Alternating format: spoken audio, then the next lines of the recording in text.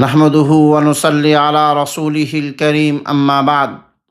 معزز دوستو اور عزیز سامعین، آج میں جس موضوع پر آپ کے سامنے گفتگو کرنے جا رہا ہوں وہ کوئی وقتی یا محدود مسئلہ نہیں، بلکہ پوری انسانیت کے حال اور مستقبل سے جڑا ہوا ایک سنجیدہ عنوان ہے، اور وہ ہے زمین کے حقوق۔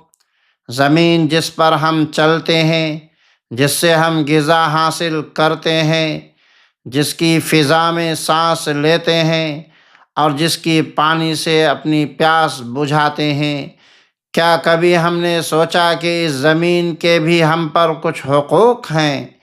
زمین کو اکثر ہم ایک بے جان چیز سمجھ لیتے ہیں، مگر حقیقت یہ ہے کہ زمین زندگی کا گہوارہ ہے۔ یہ اللہ تعالیٰ کی ایک عظیم امانت ہے جو انسان کے سپرد کی گئی۔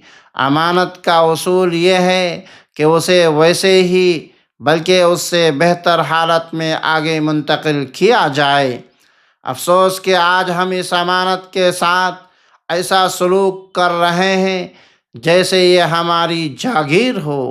زمین کا سب سے پہلا حق یہ ہے کہ اس کی حرمت پامال نہ کی جائے۔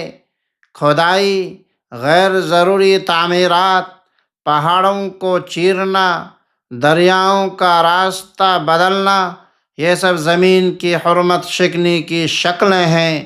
جب زمین کی حرمت ٹوٹتی ہے تو زلزلے، سیلاب اور دیگر قدرتی آفات سامنے آتی ہیں۔ قدرت کا پورا نظام ایک نازک توازن پر قائم ہے۔ درخت، بارش، ہوا، سمندر، پہاڑ سب ایک دوسرے سے جڑے ہوئے ہیں۔ جب انسان اس توازن میں مداخلت کرتا ہے تو اس کے اثرات پوری دنیا بھگتتی ہے۔ زمین کا ہم پر حق ہے کہ ہم اس توازن کو بگاڑنے کے بجائے اس کی حفاظت کریں۔ آج زمین کا سب سے بڑا شکوہ آلودگی ہے۔ فیکٹریوں کا دھواں فضا کو زہر آلود کر رہا ہے۔ گندے نالے اور کیمیکل دریاؤں کو مردہ بنا رہے ہیں۔ پلاسٹک اور کچرا زمین کی زرخیزی کو ختم کر رہا ہے۔ زمین کا حق ہے کہ ہم اسے کوڑے دان نہ بنائیں۔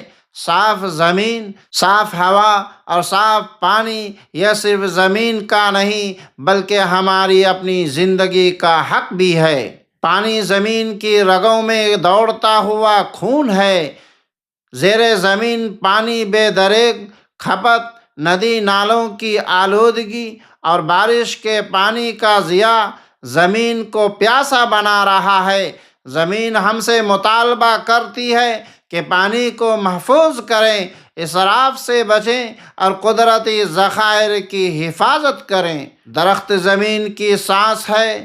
درخت کاربن ڈائی آکسائیڈ جذب کرتے ہیں اور آکسیجن فراہم کرتے ہیں۔ جب جنگلات کاٹے جاتے ہیں تو زمین کا سانس گھٹنے لگتا ہے۔ زمین کا ہم پر حق ہے کہ ہم درخت لگائیں، جنگلات کو بچائیں اور سبزہ کو فروغ دیں۔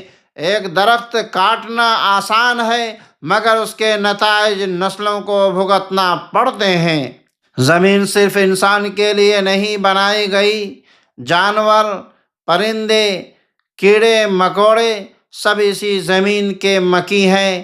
ان کے مسکن ختم کرنا، ان کی نسلیں مٹانا زمین کے ساتھ ظلم ہے۔ جب ایک مخلوق ختم ہو جاتی ہے تو قدرتی نظام میں خلا پیدا ہوتا ہے اور اس کا نقصان آخر کار انسان کو ہی اٹھانا پڑتا ہے۔ زمین کے وسائل محدود ہے مگر انسان کی لالچ لامحدود ہو چکی ہے۔ تیل، گیس، معدنیات اور زرعی زمین سب کا بے رحمانہ استعمال ہو رہا ہے۔ زمین کا حق ہے کہ اس کے وسائل کو اعتدال، انصاف اور ذمہ داری کے ساتھ استعمال کیا جائے تاکہ آنے والی نسلیں بھی اس سے فائدہ اٹھا سکیں۔ ہم جو کچھ آج زمین کے ساتھ کر رہے ہیں اس کا بوجھ ہمارے بچے اور آنے والے نسلوں کو اٹھانا پڑے گا۔ اگر آج ہم نے زمین کے حقوق ادا نہ کیے تو کل ہماری نسلیں ہمیں معاف نہیں کریں گی۔ زمین کا حق صرف حال سے نہیں، مستقبل سے بھی جڑا ہوا ہے۔ معزز سامعین، زمین کے حقوق صرف نعروں سے ادا نہیں ہوں گے بلکہ عمل سے ہوں گے۔ کم سے کم آلودگی، زیادہ سے زیادہ شجر کاری، پانی اور بجلی کی بچت، صفائی کا اہتمام اور فطرت کے ساتھ ہم آہنگ زندگی۔